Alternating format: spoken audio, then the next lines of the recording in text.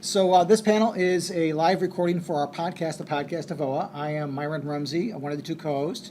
To my far right is Bill Giancoli. And we're going to talk a little bit about Green Lantern Rebirth. This is almost the 10-year anniversary. We're about a month or two away. And we're honored and delighted to have Ethan join the show. So Ethan, welcome to the Podcast of O.A. Thank you. It is a privilege to be here. 10 years, really? It's been 10 years, yeah, October of 2004. Wow, that's so cool. So we're excited to have you here, our small neighborhood town. Mm-hmm. But let's get into your history with comics. You got into comics, you kind of decided your career path pretty early, if Wikipedia is correct. Yeah. Well, no, I mean, in my neighborhood, everybody wanted to be a comic book artist.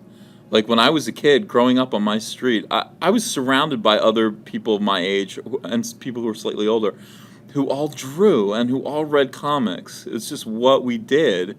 Everybody kind of hoped to be a comic book artist. It was a little bit like Merchantville, New Jersey hoop dreams. And I decided early on, I mean, I became obsessed with comic books when I was about 12 years old, and I'd look everywhere for 75 cents to be able to buy the new issue of West Coast Avengers or, whatever. I'd buy everything that was out. And at some point, I turned to my friends and said, I'm going to do it. I'm going to be a famous comic book artist. I remember making that announcement to one of them. And I'm the only one who did. It's very sad. I'm the only one of my friends who did. And in high school, there were all these great artists around me as well. And I still see them when I do conventions in Philadelphia. They'll come by and say hello. You don't go to like your school reunions and kind of rub it in their nose? No. See, that's the weird thing about it. It's like, yeah, I attained the job that we all wanted when we were children. You know what I mean? It's like, I don't necessarily know if it's something I want to brag about in that way, when some of them are, I don't know, high-level executives at corporations. But you're no longer Ethan Van Sciver. You're the Ethan Van Sciver. The only one that I know of. The Ethan Van Sciver. That's good. Well, it's funny. In high school, I announced to everybody I'm going to have a podcast of OA, and it worked out. And it worked out. So I'm, except the pay is a little, I haven't seen any from Myron yet. That's why we keep our goals middling, and we can achieve them. Now, Ethan, you're known for drawing some very iconic characters. Now, how is that for you when you go in and you're looking at an iconic character? Do you find that you try to make it your own, or do you find tried and true is the way to go? In general, what I do is I go back and I read the first appearance of every character that I work on, and I try to find what I think the creator's original intent was. Because things get muddied over the years. You look at Batman, for example, and Batman started out as a concept very simply executed in Detective 27 that evolved in such a bizarre way into the 1960s. And refound its roots again in the 70s, and I think lost its way in the 90s. And, really all, what you want to do when approaching a character like Batman, somebody who's so iconic, is to just go back and say, okay, what does this mean? What did he mean by this? Why is he dressed this way? What does the costume represent? Green Lantern was the same way. I kept seeing Hal Jordan in these comics. First of all, he'd always throw his ring on the covers of these comics. It used to drive me crazy, and I'd call Geoff up and be like, we can never do this. Hal Jordan can never be like throwing his ring and saying, I'm through being a Green Lantern. I'll never be a Green Lantern again. Because as a reader, that makes me dislike him immensely, because I want that ring. That's why I'm reading the book. He's better than me. That's what you've told me. I bought into this idea that the aliens chose him as the single best representative of mankind. And if he is, he better hang on to that ring and treat it with respect. Because I want the ring. And everyone who reads that book would like to have that ring. So Hal has to... Being Green Lantern is the coolest thing in his life. I mean, that's got to be the main thing. But also, his name, Green Lantern. Why is he operating in the middle of the desert in daytime all the time? You know what I mean? Like, it's just the wrong place for him to be. He's a lantern. He lights up the darkest corners of the universe. That's what he does. That's what lanterns do. They shine a light on injustices and crime and unfair, in the darkest places. And so if you can represent that metaphorically or even literally, which I often, prefer, I like to see that literally panned out, that name actually, laid bare in my artwork, then I think that's good. I think you're doing something, and I think you're bringing that character home to his roots and reinforcing who they were meant to be. Very good. Blah, blah, blah, blah, blah. So sorry. No, that's why we edit. That's why, Edit it all. You're kind of infamous for hiding words in your artwork. Mm-hmm. Is there any of that in Rebirth? Oh, yeah, I'm sure. I can't remember them offhand. Maybe not like words per se. I think people are always looking for for just the word sex hidden in things. You know what I mean? Because I did that once, that must mean that I do it constantly. But it meant something when I did it that one time. It's like it was a reference to something Marvel had done, and also to me, And then no, they didn't. Well, in a way they did. In a way they did. But also because I was so interested in subliminal advertising, and I was reading all these books about the word sex being hidden in ice cubes and glasses of whiskey, and how that was an advertising trick that had been going on behind the scenes in these dark, cloudy boardrooms, these creative spaces where weird geniuses said the way to sell Ritz crackers is to make sure that the salt spells out sex. You know what I mean? Like that to me, it's so conspiratorial and weird, and there's no chance that it's true. But I'll go down that rabbit hole with you as far as you want to go. And so that explains my cracker fetish. That's right. It's like, why am I always horny when I'm eating canapes? I don't understand. Oh, I get it. But yeah, so I always do hide stuff in my work, and it's not necessarily. Oftentimes it's imagery. Oftentimes they're personal references. I write my age on the page that I'm drawing on my birthday. Isn't that sad that I'm working on my birthday? But I've been doing it every day since I was 19. Every year since I was 19. So you can go back and you'll see a little 23, exclamation point on a Cyberfrog page. That was my birthday. And other things as well. But I don't think I'm as diabolical as it's made out to be. However, I probably shouldn't say that and just let mythology take over. Yeah. You mentioned Cyberfrog. Can you expound a little on Cyberfrog for people that don't know who or what Cyberfrog is? Oh yeah. Cyberfrog was, when you decide that you're going to be a comic book artist, what you need to do is you need to sit down and start drawing pages.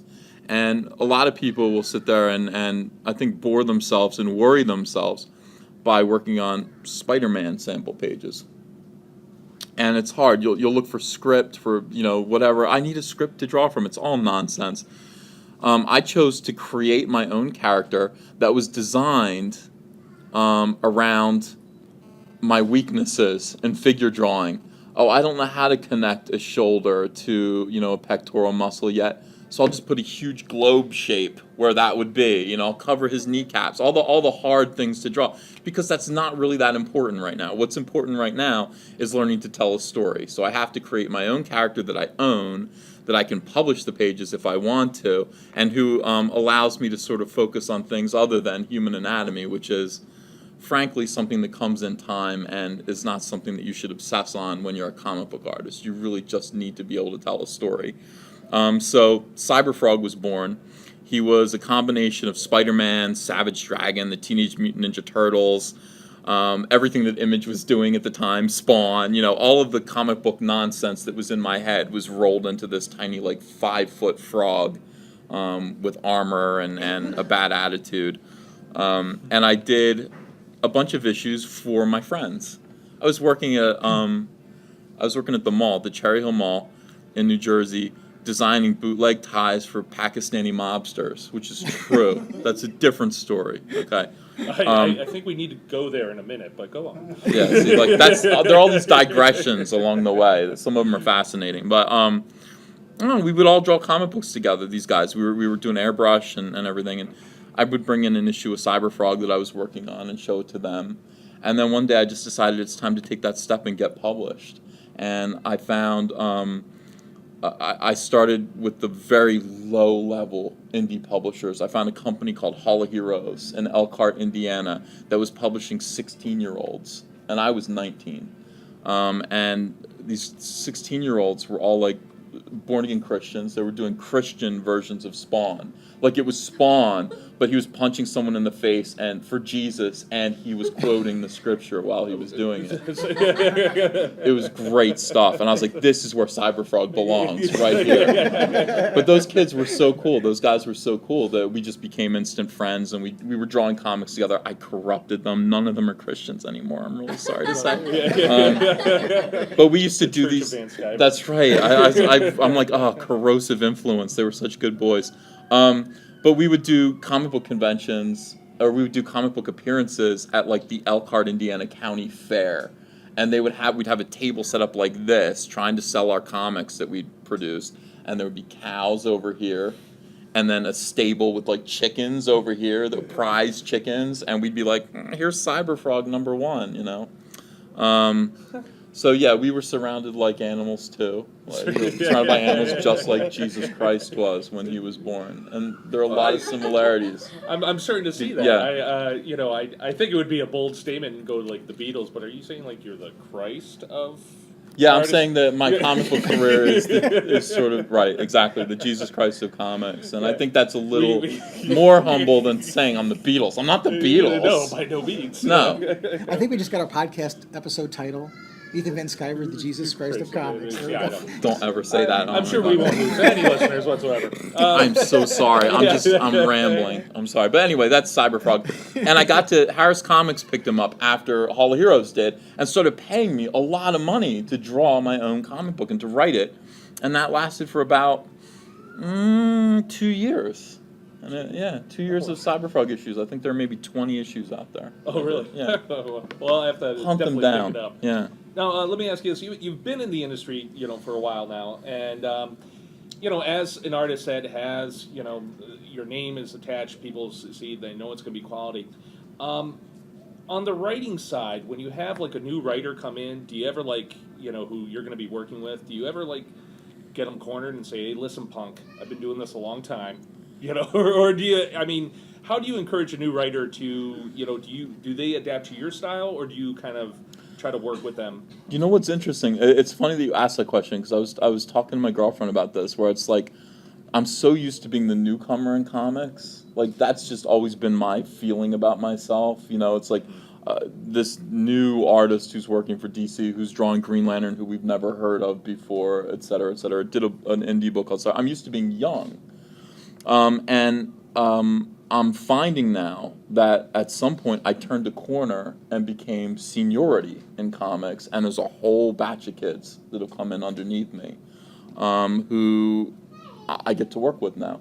Mm-hmm. And many of them, it's like, I grew up reading your Green Lantern, and it's like, the hell are you talking about? What do you mean? So, it's such a weird thing, but yeah, I'm starting to work with writers, a couple in particular now, who are way younger than me, and I feel like no, I never exert you don't pull rank or anything like that. I don't think rank exists. Yeah. What exists is talent, and he could be 14 years old and be a genius, and I got to respect what he's doing. Contrarily, he could be 65, a seasoned veteran and a hack. Mm-hmm. But these kids these new writers that I'm working with are so bright, and I just try to bring myself down to that level of enthusiasm again, where it's like I don't want to think of myself as seasoned. I have a long way to go in this business, and to listen to their ideas and to ask them questions, or offer them suggestions when I think they're warranted, is a lot of fun. Okay. A lot of fun. Never pull I'm the Christ of comic books. No, just with you guys. I would never do that with I'm doing something with Van Jensen right now, who's writing Green Lantern and Flash and everything, and he's so smart, and he's a vivid talent. But yeah, I think I must have a decade and a half on him in age. Yeah, we actually had Van Jensen on our show. We interviewed him, and I think both of us, we felt smarter actually after Just being in his talking to him. presence. Yeah. Yeah, we were like, oh wow, we had a dictionary with us while we were listening to He's him. fantastic. He's great. Very and, great guy. Yeah. So we're on the 10-year anniversary of Rebirth. Mm-hmm. At the time this book came out, it was kind of considered a risky endeavor by DC to bring him back at some point. So there are people saying, well, you can't bring back a character that's been made evil that long, and Oh, I see what you mean. and it'd been 10 years since he had turned to the dark side. Mm-hmm. Was this really like a breakthrough for you as an artist? I mean, this got huge exposure. I mean, the first issue had 4 printings. That made my career.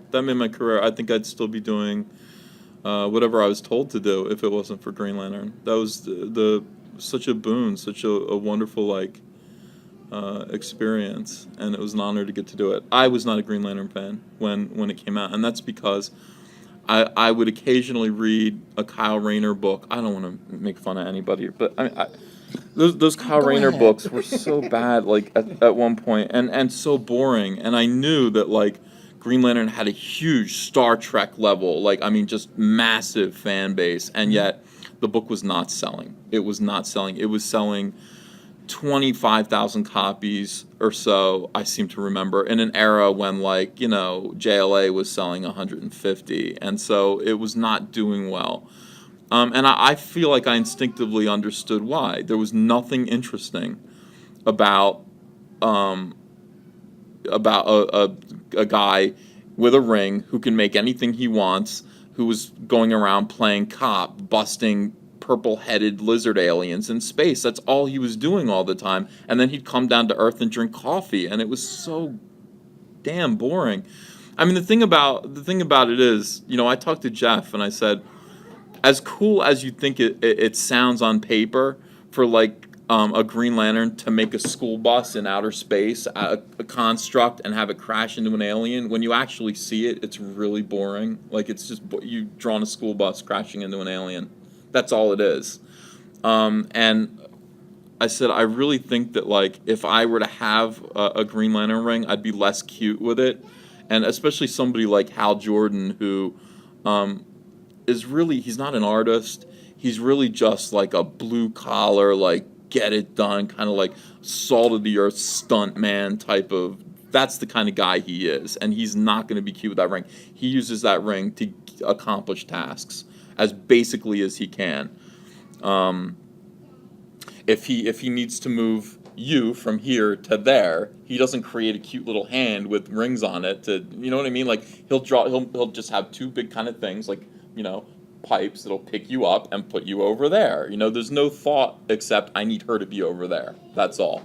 And so I started thinking, Hal Jordan would use more shapes and everything than that. That would be a little bit less boring, and it doesn't seem like it seems like it would be the opposite. Well, why wouldn't you have him making, an express train and everything, and a giant fist and all this? Because it just doesn't, it's not that cool. No, you know what I mean? It doesn't really say anything about him. So there are all these reasons why I think the book was failing, and at the same time, there was a group of vocal fans called H.E.A.T.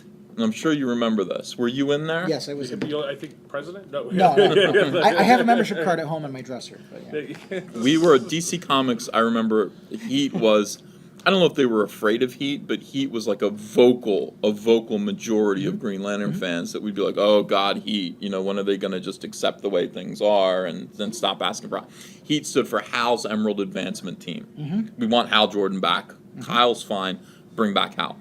So, it never seemed risky to me. However, bringing Hal Jordan back, from what I knew about the Hal Jordan situation, he was a murderer.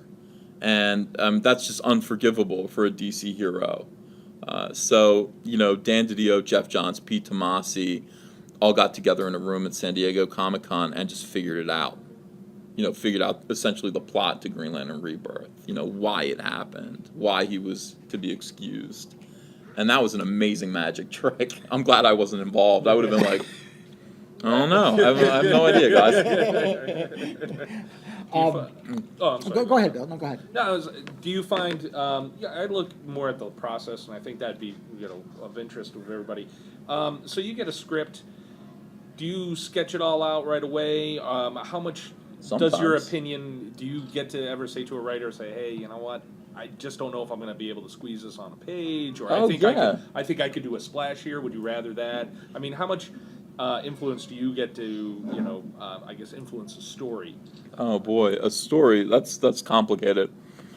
Well, for one thing, Sinestro was never in Green Lantern Rebirth to start with. So, I told Geoff he's got to be in there. You can't bring back Luke Skywalker without Darth Vader. You have to have his villain. And Geoff was like, but he's dead. And I was like, no, he's not. Bring him back. So, like, in that way, it's like I had a big say about the way Green Lantern Rebirth went, and then all subsequent stuff afterwards, because if Sinestro was dead and wasn't there, surely everything would have taken a different tack.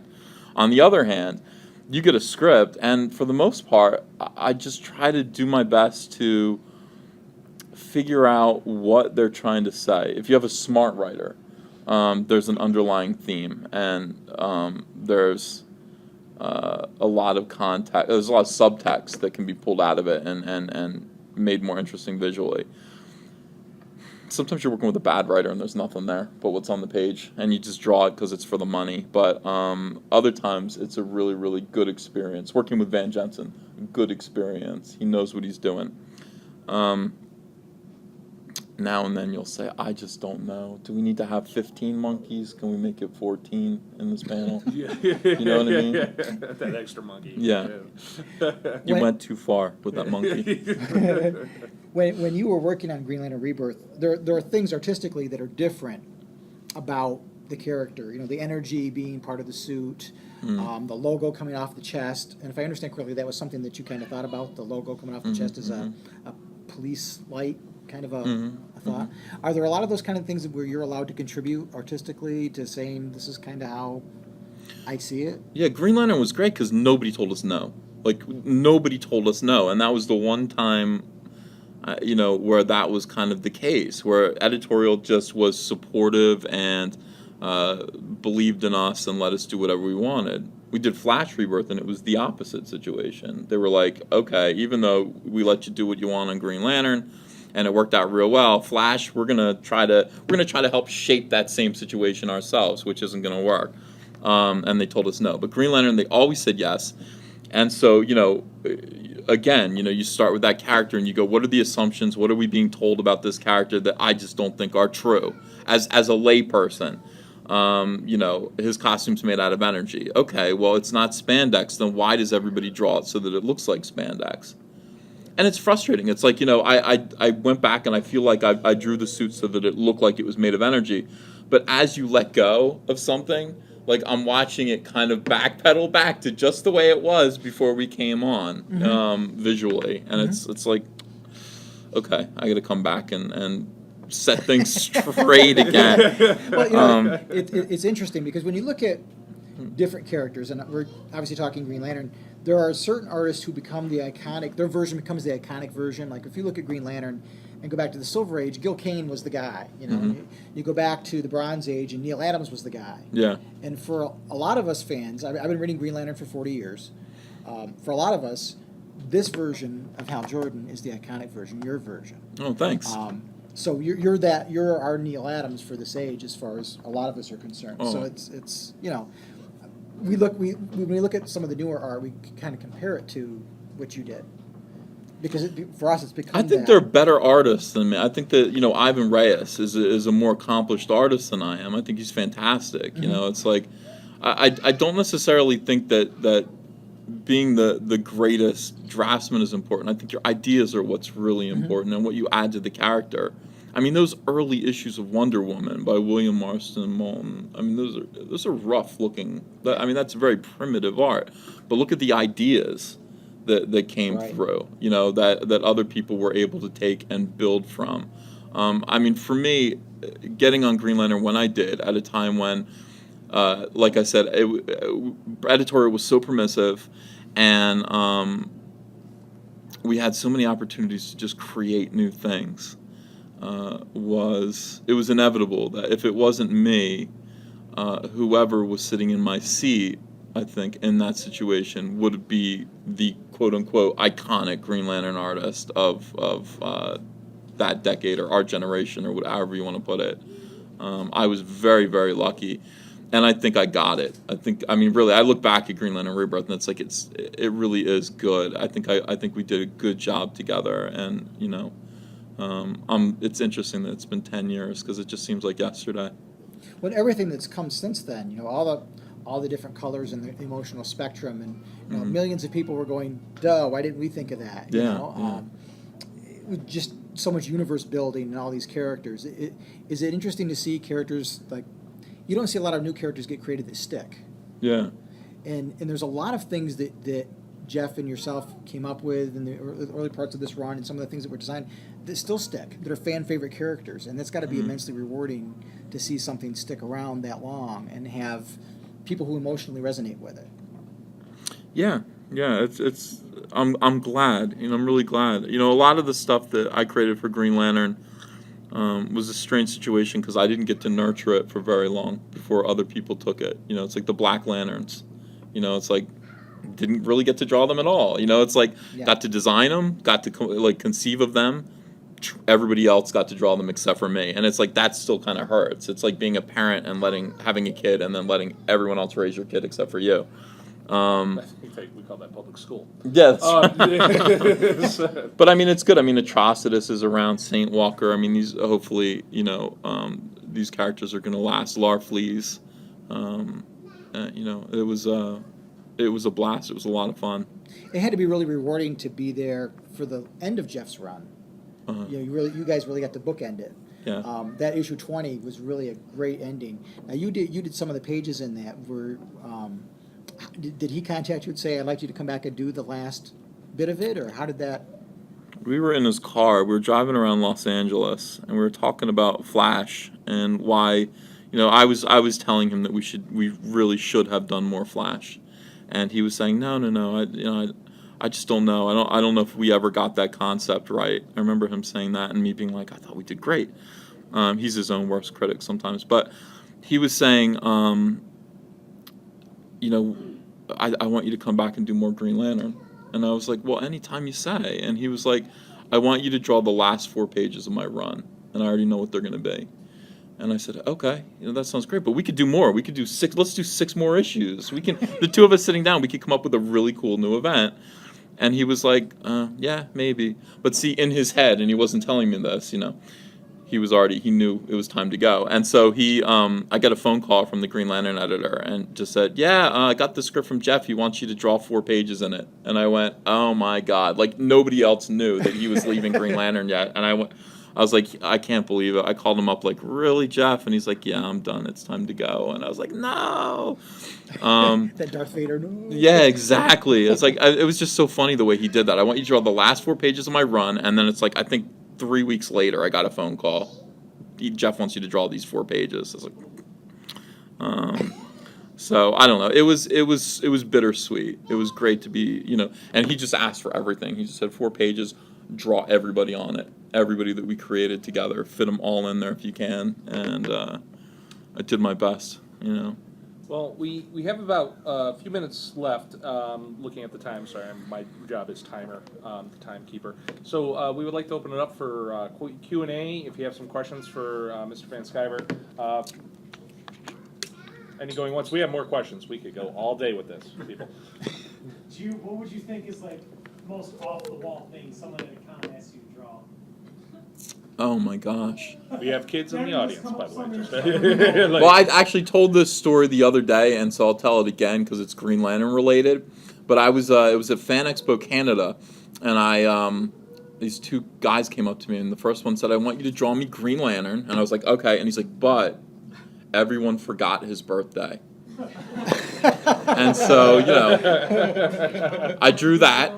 And then the next guy came up and said, I want you to draw me Green Lantern too, but everyone remembered his birthday. And so...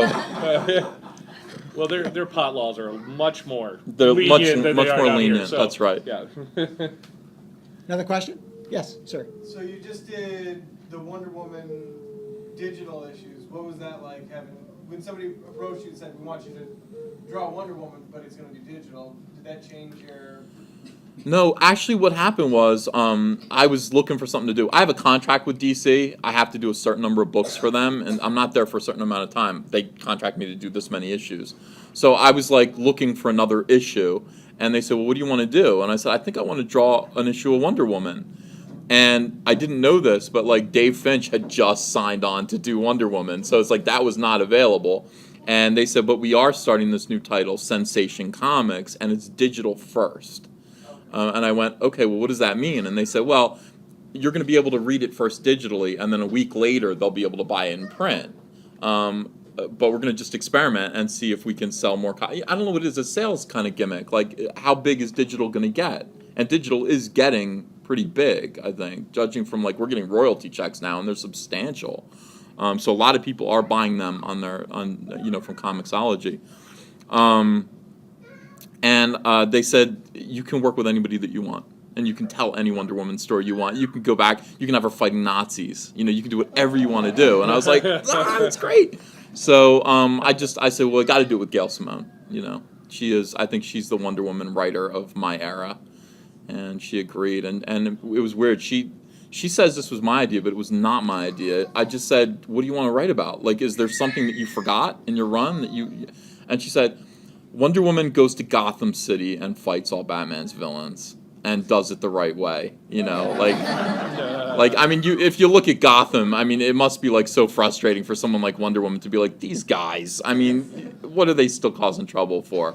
So I was like, that sounds fantastic. I was like, she's like, would you want to draw anything in particular? I'm like, yeah, I want Wonder Woman to crash her invisible jet right into the Joker. That's what I want. I just want to see I want to draw the invisible jet. Bam! Just crash him into a wall. And she's like, we're not going to do that. And I was like, Do you know who I am? Yeah, wait a second. Why can't we do that? Why can't we? But, it was fun. It turned out to be such a great experience. And it just kind of wound me up again. Like, I'll go into these phases where I just do commissions and covers for a little while, and I stop doing interiors. But it's like, that just made me go, I want to do more right now. So I'm doing some Green Lantern related stuff again right now. Now, Gail mentioned a couple years ago that you guys were working on a Green Lantern project. Is that something that ever Did Gail lie to you? No, she mentioned that you and her were working on a Green Lantern project. Well, we're not. We never were. Okay. So I don't know. I don't know. That was something she Wait a said second. Let me think that through. What was she talking about? Yeah, she said there was a 90-page graphic novel. The Green Lantern's in. He's in it. Oh, okay. He's in it, yeah. Gotcha. That's right. Gotcha. That project's been put on pause. 50 pages of it are finished, and then we just we never got around to ending it. We really should. It's great. Superman fights the entire Green Lantern Corps. They've quarantined planet Earth and won't let Superman back on in this one scene. It's, oh my God, it's unreal. It's so cool. Okay, anyway. All right. Well, we're all waiting for the rest. We're all right. So is this project with Van Jensen Green Lantern related? Yeah, definitely. Mm-hmm. I'm hoping to get a little bit more in it. Another question? Any more I have questions? one more while we're kind of talking about Wonder Woman. Yeah. Every time I see Wonder Woman, a new thing, different outfit. Whether it was Yeah. it difficult for you guys to pick, just like that classic Wonder Woman. If I were drawing Wonder Woman, she'd be dressed slightly differently every single issue. Every time. She's a woman. Why is she wearing the same thing all the time? She'd come out sometimes in that tunic that she wears with armor. She'd come out in different variations. I don't understand why everyone has to dress exactly the same. If I were drawing Batman all the time, he'd be wearing the oval sometimes. He'd be different. I'm sure he's still got the blue and gray, in the closet. Break it out every now and then. Taking a Throwback Thursday. Absolutely. No, it's stuff in his closet, and she's got the same stuff. I'd have her wearing different, sometimes she'd wear stuff on her, I don't know. It would just take one panel and her hair would be different every time. I'd have it up, like she's at the prom. So I don't know. I'd have a good time with That would it. be a great Batman. He wears two different boots one day. It's a Oh, rush whoops. day. He has Oh, the blue and the yeah. black, and he's like, oh man. It would just Absolutely. take one panel of their closet with all the outfits hanging in it. And I don't know why everyone doesn't do that with Wonder Woman, because seriously, there's so many great things that she wears, so many variations on that costume. Why stick to the one? Mm-hmm. And except for the high cut bikini has to go. I know, it's so 90s. I can't stand when I see that. Women don't wear that anymore, So in my Wonder Woman story, I think she's wearing a kind of 2005-ish kind of costume, but with slightly more like boy shorts or biker shorts. You know, I don't know. I think it's classier. Now, how many issues is that running? I know the first issue's out. Yeah, it's 20 pages total. 20 pages, okay? But see, when you put it on your screen, they do half pages at a time. So it looks like if you buy it, it looks like you're going to do this 20 times. And they're going to do 2 issues worth of 20 pages. Gotcha. And then when it's in print, it'll just be 20 pages. Another question? That's it. They know everything about everything now. They read Wikipedia too. That's- We've informed them. So maybe we can just kind of do a prequel of Ethan Van Sciver. So we talked a little bit about high school. You were talking about getting into it and everything. As a geek, But, yes. yeah. So I think you're in the right audience. The leaving high school, kind of going into it. Were there influences? Was it just comics, or did you find like there was other art forms that you were getting into, like painting or sculpture or anything like that nature that influenced you? Well, I'm a musician. Okay. A fantastic musician and songwriter. And you can hear my stuff on YouTube if you want to. Oh, please. Yeah, I do cover versions of bad pop songs, and I make them. Yeah, I change the interpretation of them. You'll again go to YouTube and check it out. But I've always done that. I don't really know. I think like comics and sci-fi have always been at the center of my very being, and I never. I hate to say this. My mother-in-law, ex-mother-in-law, was just like, "You're sick." When I said this one time, I hate art. I hate like self-expression. Like I really do. Like keep it to yourself. Right. I know. I'm really sorry. I know this is controversial and nobody says this, but it's like people who have no talent that still insist on being artists, and not like artists like illustrators, entertainers, like that kind of, but people who are like, this is a tampon in a teacup, and I call it amoeba, tangerine 5, and it represents. It's supposed to end hunger. Right. Yeah. It's like, just stop it. Like, don't express yourself anymore. I don't care. I don't want to hear it. Keep it to yourself. But other than that, yeah, like I love. I've always loved comic book art. I love black inky drawings, and I see people who've switched over to paint, and I'm like, I mean, that's neat, but there's still something about seeing the fat Terry Alston inky line around a John Byrne drawing that just makes my heart go pitter pat. And ever since I saw that, I wanted to do it myself. So you're pretty much on a straight line from the beginning all the Yeah, way to now. absolutely. Wearing blinders like a horse. Some people wish they had that vision. You need to in order to break into comics. It's so competitive. It's like either it's got to be do or die. If you're ambivalent about it, you're not going to make it. If you're not willing to devote 100% of your time and your life to it, you're not going to make it. There are people who want it more than you, all over the world. All over the world. There are Spanish artists and Indian artists, and we're getting guys from South America left and right. And, the American dollar goes pretty far in South America. They'll take your job. You have to fight for it and want it, and be willing to, make it the core of your life. Is there a character that you dreamt about drawing as a kid that you haven't been able to draw as an adult? Bugs Bunny. Wouldn't that be cool to actually go and like be with those guys in the 1930s and 40s? Termite Terrace, the original guys, and develop Bugs Bunny yeah. That'd be it. But there's no real opportunity, I think, for me to draw Bugs Bunny. You can make him a construct. Yeah, I could. There you go. I could. Yeah, I don't know. I mean, company, right? Yeah, it is. Yeah, Warner yeah, Brothers. yeah. No, I mean, I've gotten to draw most of the characters that I ever wanted to. I mean, I'd like to go over to Marvel and draw like the Hulk. My brother and I used to love Power Pack growing up. Love that book. That was such a cool book from Marvel. And when Louise Simonson was writing it, and John Bogdanove or June Brigman was drawing it, I would love to go back and tell stories about those kids. We thought they were really cool. But yeah, DC, I get to do whatever I want already. You call the shots. Not really, but I've drawn every character, and if I said I want to draw Aquaman, they'd let me draw Aquaman. It's a nice position to be in. So. Great. Any other questions? Dun, dun, dun. Is there anybody at a con that you've met that you were just like, I always wanted to meet you as like the artist, bump into like. Yeah. That happened one time, like where I've been like starstruck, and it was with Brian Boland, who was my hero, and he wasn't doing many appearances in the United States.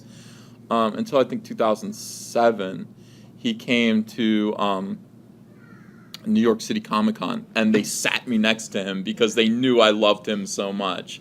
And I showed him, before it came out, I showed him a photocopy booklet of Sinestro Corps War Special #1, and he paged through it with me, and somebody took a bunch of pictures of Brian Boland pointing out the stuff that he liked in Sinestro. Oh my God, so cool. And I brought a Kohinoor rapidograph and had him autograph it, like with a little inscription, which I keep on my desk in case I ever need. There's no nib in it, there's no ink in it because I don't want it to get ruined. But someday, like that is my Uma Thurman and Kill Bill ninja sword. If I ever need to kill Bill, that's the pen. I'm gonna put a little nib in it. I'm gonna kill you all. It's gonna be awesome. Whatever I draw is gonna knock you all out with that pen. It's holy. We're not big fans of Kill Bill here. No? Podcast. His name's Bill. So yeah. Anybody else? I think I'm a big fan of Kill Bill. I love it. That movie's taken on a special resonance too. Well, go ahead, Bill. I was just gonna say, it looks like we are just like start closing right now. We could probably have one more time for one more question if there are any out there. Ethan Van Sciver, thank you. My pleasure. This has been great. We're a fan of the Green Lantern universe, and you can check us out on the podcast of VOA. You can check us out the blog of VOA to link to our show and everything, and we'll probably have this up on YouTube at one point, so you can check it out. Oh, was I being filmed? Like, is that a camera? Yeah. For you? Yeah. Oh, yeah. Yeah. Oh, I'm on. Yeah, we're. So thank you very much, and thank you all for joining us. Thanks. Thank you. Have a good show. Thank you, gentlemen. Thank you, sir.